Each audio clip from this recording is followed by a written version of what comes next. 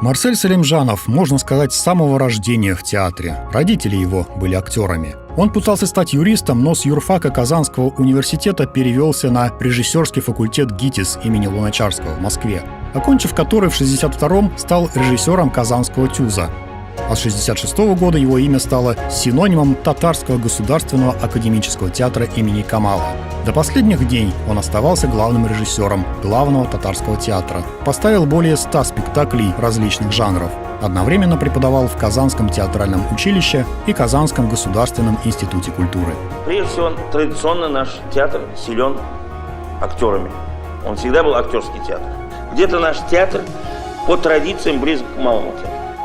И не зря вот мы первую студию, значит, обучили там при Малом театре. И сейчас у нас обучается группа, опять же, значит, при Малом театре. Мы во главу угла ставим это прежде всего создание человеческого духа, как говорил Станиславский. Я считаю всегда удачный спектакль, где хорошо играют актеры. Когда раскрывается вдруг неожиданный характер.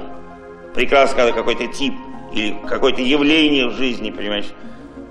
Вот когда это удается, значит, нащупать именно через актера, вот это всегда интересно. Что самая большая память будет передаваться от ученика к ученикам, потому что я всегда говорю, что не проходит ни дня репетиции в театре, где бы не вспоминался Марсель Акимович Салимжанов. Для нас это очень живой человек.